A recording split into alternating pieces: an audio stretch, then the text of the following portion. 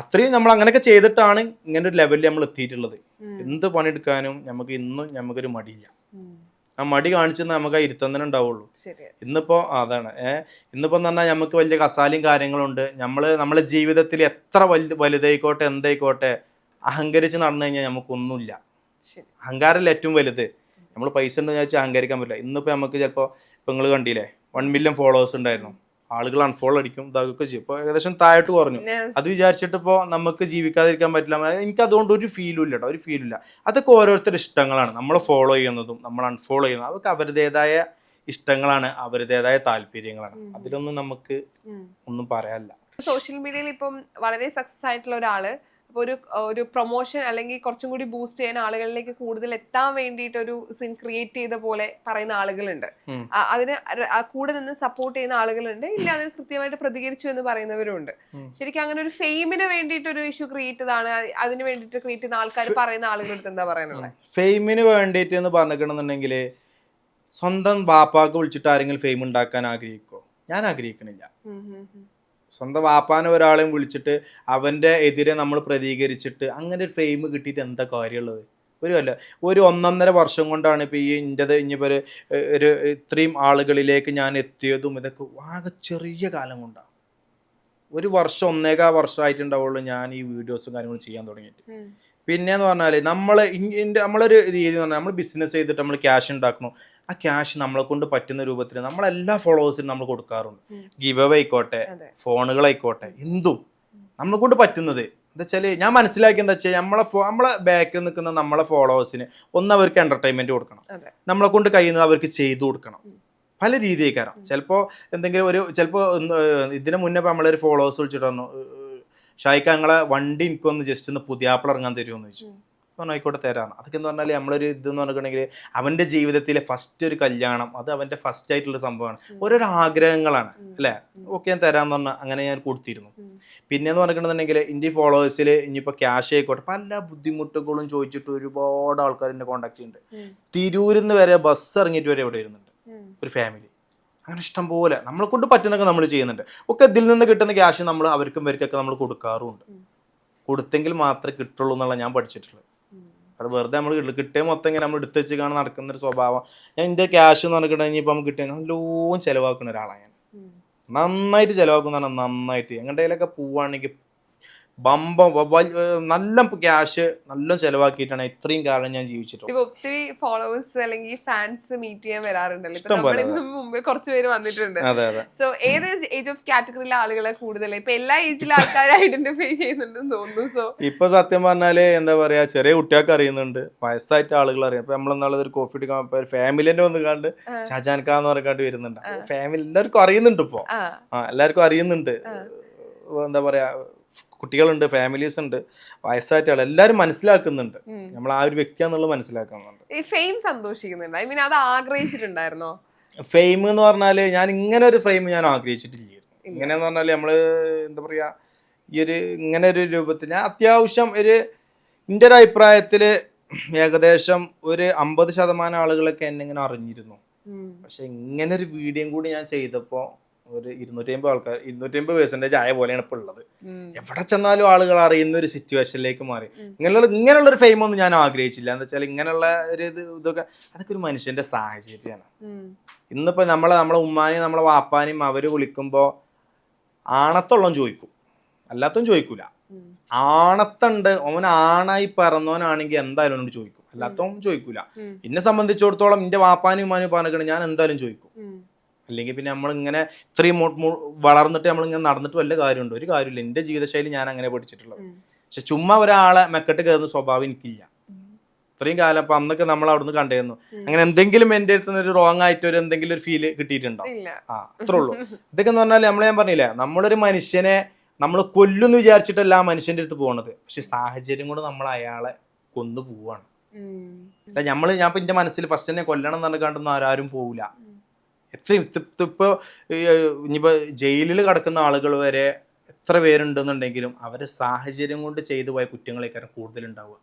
അവർ കൊല്ലണം എന്ന് വിചാരിച്ചിട്ട് ഒരിക്കലും ഒരു സ്ഥലത്തേക്ക് പോയിട്ടുണ്ടാവില്ല എന്നാണ് എൻ്റെ ഒരു ധാരണ കേട്ടോ. ഇപ്പൊ അങ്ങനെ ഒരു സംഭവം നടന്ന റിഗ്രറ്റ് പരിപാടി ഉണ്ടാവില്ലേ, വേണ്ടിയിരുന്നില്ല, ഈ രീതിയിലായിരുന്നില്ല അപ്രോച്ച് ചെയ്യേണ്ടത്, അല്ലെങ്കിൽ നമ്മളും അവരും തമ്മിൽ എന്താ വ്യത്യാസം എന്ന രീതിയിൽ പല തോട്ടും നമ്മുടെ തലയിൽ പോവില്ലേ? അങ്ങനെ ഒരു സെക്കൻഡ് തോട്ട് ഉണ്ടായിട്ടുണ്ടോ? റിഗ്രറ്റ് ഫീൽ എന്തെങ്കിലും? ഒന്നാമത്തെ ഒരു കേസ് എന്ന് പറഞ്ഞാല് എന്നെ സ്നേഹിക്കുന്ന എൻ്റെ നാട്ടുകാരൊക്കെ എനിക്ക് ഭയങ്കര സപ്പോർട്ടാണ്. പിന്നെ എന്നെ സ്നേഹിക്കുന്ന ഒരുപാട് ഫോളോവേഴ്സ് ഉണ്ട്.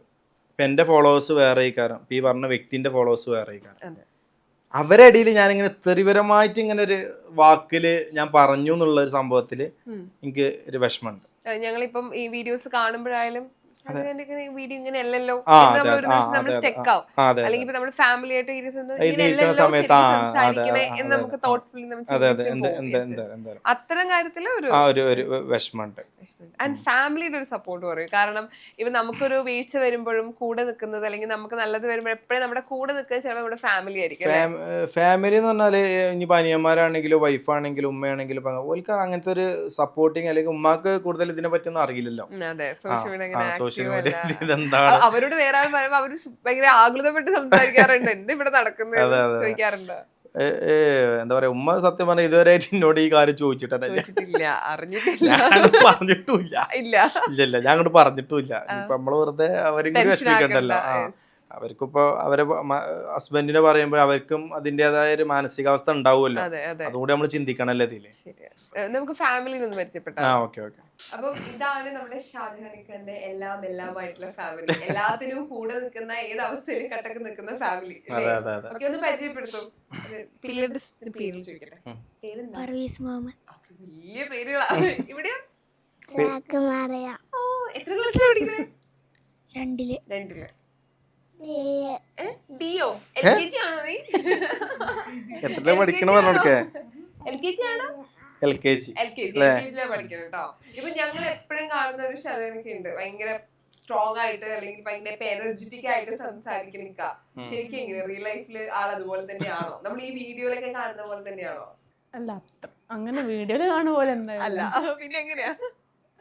നല്ല പാവല്ല, സ്ട്രോങ് അല്ല, ഇത് നടുക്കാണ്, മീഡിയം ലെവലാണ്.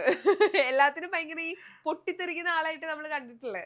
അത് ഇപ്പൊ വീഡിയോസിൽ മാത്രം കാണുന്ന ഒരു എനർജി പാക്കേജ് കാണുന്നവർ പറയുന്നുണ്ട്, വീഡിയോയില് കാണുന്ന പോലെ എല്ലാം നേരിട്ട് സംസാരിക്കുമ്പോ കുറച്ച് എനർജി കുറവുണ്ടെങ്കിൽ നമുക്ക് ഫീൽ ചെയ്യും. ബിക്കോസ് ഫുൾ പവറിൽ അവിടെ കാണുന്നോണ്ടായിരിക്കും.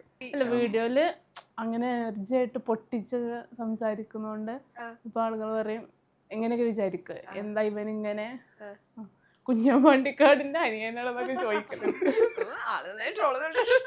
അല്ല, അതിന്റെ കമന്റ് വായിക്കുമ്പോ ഞാനിങ്ങളെ അതൊന്നും ഈ മെയിൻ ചെയ്യണ്ട അറിയാം. നമ്മള് കമന്റ് നോക്കുമല്ലോ, ഞാൻ കമന്റ് നോക്കാറുണ്ട്. അതുകൊണ്ട് ബാലൻസ് ഇവിടെ നോക്കുന്നില്ല, ഇവിടെ നോക്കും. ബാലൻസ് ചെയ്യുന്നുണ്ട് എന്തായാലും. നോക്കിയിട്ട് എന്തെങ്കിലും വിഷമം പറയാറുണ്ട് ഇവിടെ വന്നിട്ട്, നെഗറ്റീവ് കമന്റ്സ് ഒക്കെ വരുന്ന സമയത്ത്? നമ്മള് ഓലെ പോലെ എന്തായാലും നമുക്ക് ചെറിയ ടെൻഷൻ ഒക്കെ ഉണ്ടാവില്ല. അങ്ങനെ എന്തെങ്കിലുമൊക്കെ അന്ന് മെയിൻറ്റെയിൻ ചെയ്യണ്ട. Full never mind.